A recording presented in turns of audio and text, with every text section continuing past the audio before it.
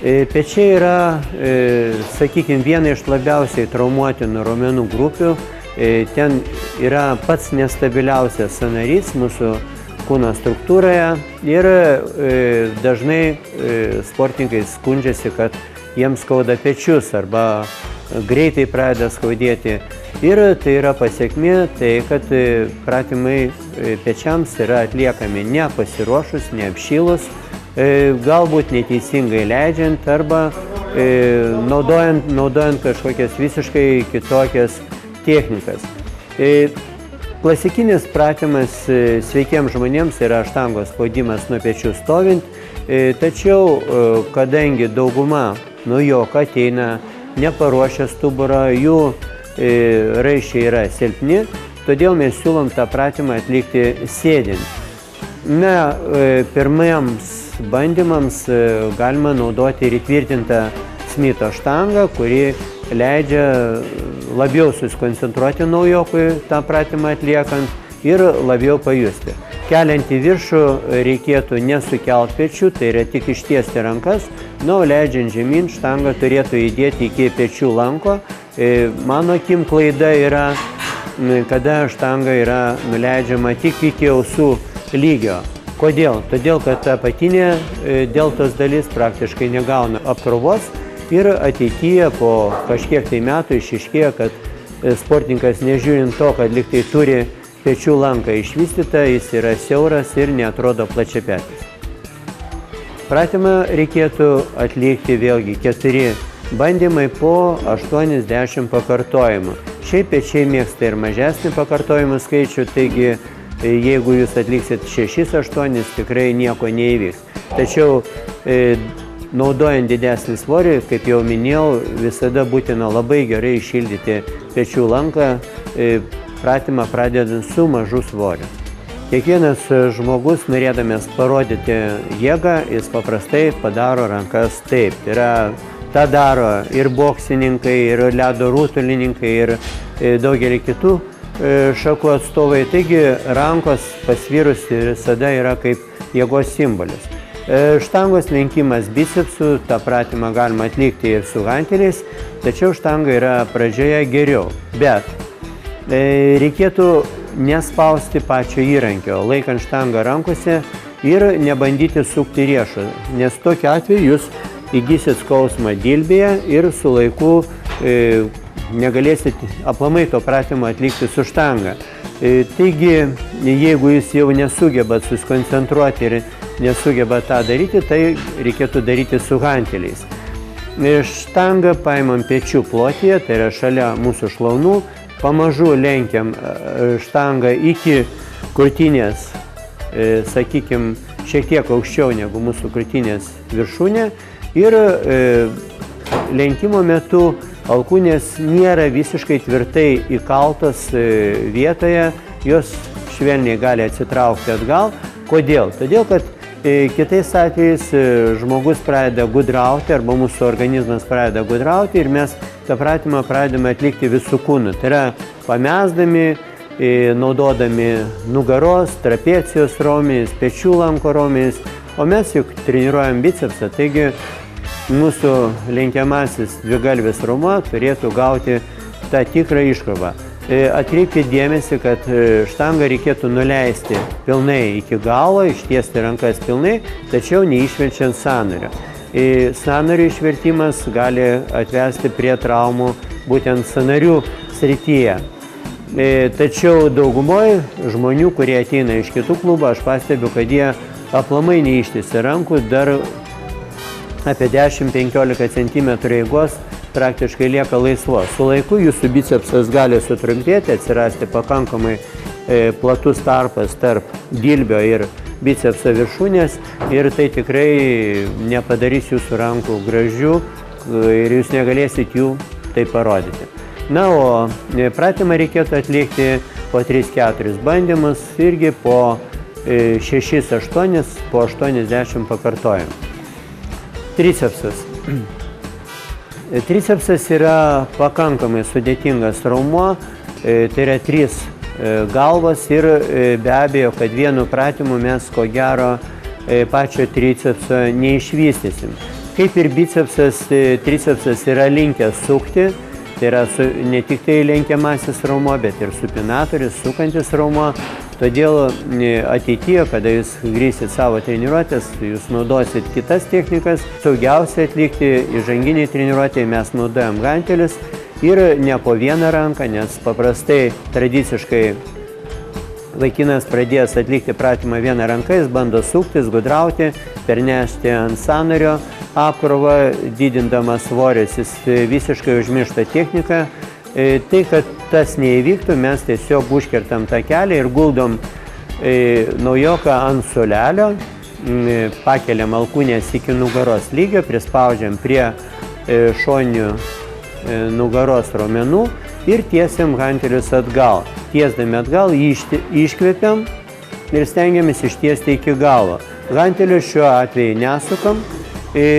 Tada, kada jums norisi padėti gantelį, liepkite savo padaryti dar 3-4 pakartojimus ir jums tikrai tas pavyks. Jeigu jūs tą padarysit, jūs pajusit tikrą malonumą treniruodami tricepsą, tai yra tą tikrą vadinamą pompą.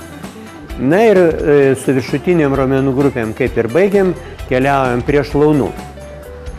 Be abejo, kad pats tobuliausias, pats geriausias pratimas visame kultūrizmo arsenale yra pritūpimai. Įžanginėse treniruotėse mes naudojam Smito štangą, tai yra mažiau pavojinga, kaip sakant, apkrova stuburui, bet to mes galim tinkamai pasirinkti kelio, nugaros padėtį.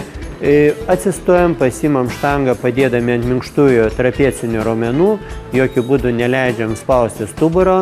Švelniai atkišam sėdmenis taip, kaip dažnai žmonės daro, kada jiems skauda stuburą, tiesiog atkiša pasturgalį, tai yra pati saugiausia stuburo padėtis. Ir nekeisdami stipriai pačios nugaros padėties, linkio, tūpiam žemyn. Štanga turėtų leistis per vidurį šlaunies, tai yra nei į priekį neįtų keliai, nei per daug sėdinė nusilenkiant į priekį. Tai yra lenkimasis į priekį turėtų būti minimalus. Taip pat keliai neturėtų peržengti mūsų kojų pirštų pozicijos. Tokiu būdu mes nejausim apkrovos nei keliuose, nei nugaroje. Tais atvejais, kada naujokas turi sveikatos problemą su stuburu, mes be abejo, kad negalim jo statyti, kišti po štangą, tada mes naudojam kojų stūmimą staklėse, taip kaip darė moteris. Ir nors pratimas nėra toks efektingas kaip pritūpimai, tačiau jisai puikiai gali pakeisti. Kitas pratimas yra skirtas raumenį esančiui priešingoje pusėje negu keturgalvis, tai yra dvigalviai šlaunies raumeniui. Ir čia, kaip ir merginų treniruotėje, nieko naujo. Gulam ant pilvo, mūsų kelio sąnarys turėtų sutapti su treniruoklio lankstu. Gulam krūtinę ant suolo, nugarą atpalaiduojam, pirštukus šiek tiek kojų patys palenkiam į priekį ir lenkiam kojas link sėdynės. Pratimas reikėtų kelt tiek, kad maždaug kojas susilenktų ne mažiau kaip 90 laipsnių kampu. Jeigu kartais jūs turit problemą su nugara, tai be abejo, kad reikėtų pasitarti su specialistu dirbančiu salėje ir tą pratimą modifikuoti. Pilvo presas. Dauguma klientų norėtų pilvo presą atliekti pradžioje. Kodėl? Todėl, kad tai yra tikrai nemalonus pratimas, jis yra be galo sunkus. Ir raumuo pradeda dirbti ir vystytis tada, kada jį pradeda skaudėti. Tai yra praktiškai pilvo presą mes turim treniruoti šiek tiek per skausmą. Ir tai daugumai žmonių yra nepriimtina. Tuo labiau, kad vėlgi priminsiu, kaip ir moterų treniruotė, kad pilvo presą vystyti treniruotė pradžioje yra visiškai beprasmiška, nes nenaudojama būtent kūno riebalų energija kaip energijos šaltinis, jį tik pradedama naudoti nuo vidurio treniruotės, taigi pilvo presą mes galim treniruoti arba viduryje treniruotės, o geriausias stilius yra pabaigoje. Ir net jeigu tie, kurie nori kiek galima geriau sumažinti taliją, sumažinti riebalinį audinį esantį juosmens srityje tą galėtų daryti netgi ir po kardio treniruotės. Jeigu jūs esat visiškai sveikas, dažnai kiekvienoje salėje jūs surasit suoliuką pilvo presui vystyti, atsigulat ant šio suoliuko, pakeliat pečių lanką maždaug 10-15 cm nuo pačio suoliuko ir pamažu švelniai lenkiamės į priekį, jokių būdų negalvodami apie atsitiesimo procesą. Visą laiką galvojam tik kaip susilenkti. Lenkimosi metu mes švelniai sakom ha, tai yra kartojam tą karatistišką šaukinį ir stengdamės išpūsti visą orą iš diafragmos, kad ten kuo mažiau. Ir jeigu norime, kad mūsų presas būtų įdubęs, tą dar reikėtų daryti įtraukus pilvo presą. Jeigu mes įkvėpiam lenkimosi metu, tai daryti yra lengviau patį judesį, tačiau su laiku mes turėsim iškilų pilvo presą, kuris gali būti netgi toliau atsikišęs negu jūsų krūtinė, nors ant jo bus matyti visos preso detalės. Taigi nuo preso darimo jo, kaip jisai atrodys, priklauso daug dalykų. Kaip mes kvėpuojame, kaip mes teisingai jį atliekame, kaip mes maitinamės ir be abejo, kiek dažnai pilvo presą mes mankštiname. Įžanginėse treniruotėse dauguma žmonių atėjo į salę, atliko pratimus ir treneriai per daug nepasivargindami nepasakojo, kad vis tik tai treniruotė, tai yra tik tai pusė darbo. Jeigu mes nepakeisim savo mitybos, kardinaliai nepakeisim mitybos, mes negausim to norimo rezultato, kurį turėtume gauti. Kas tai yra? Tai yra tai, kad mes po treniruotės iš karto turėtume ar išgerti proteininį kokteilį, arba suvalgyti daržovės salotą su vištiena ar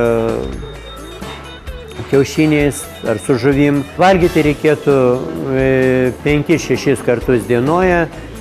Kiekvieną kartą jūsų mityboje turėtų būti baltymų, tai yra mėsos, žuvies, kiaušinių, liesų pieno produktų. Ir į tai visiškai neįskaičiuoja balkutė ar suvalgytas obuolys ar riestainis. Kaip jau minėjau, jeigu jūs norit padidinti savo raumenų masę, sustiprinti visą tai, jums reikėtų valgyti, kad jūsų mityboje būtų baltymai. Taip pat reikalingi ir angliavandeniai. Geras stilius yra po treniruotės suvalgyti greipfruktą, suvalgyti galbūt kitą citrusinį vaisių ir po to valgyti baltymus. Prieš treniruotę, kada jūs atėjote į treniruotę ir jūsų maistas buvo suvalgytas prieš valandą, gali būti ir bananas, gali kitas, kaip sakant, kito pobūdžio vaisiai, kurie nesukelia rūgštinės reakcijos organizme. Baltymų sąlyga, kad gerai baltymus pasisavintų, yra rūgštinė terpė. Todėl citrusiniai vaisiai sportuojančio žmogaus racione tikrai turėtų būti. Gal tiek ir yra apie mūsų įžanginę programą. Belieka jums palinkėti, kad jūs tą, ką mes jums pasakėm šiandien, padėtų jūsų treniruočio procesui, padėtų jums susigaudyti kultūrizmo, fitneso ar treniruoklių salių džiunglėse ir jūs padėtumėt gerus pagrindus savo tolimesnėje sportiniai veiklai. Su jumis atsveikinu, susitiksime po 2 savaičių, tais pačiais kanalais, tuo pačiu metu. Viso labo.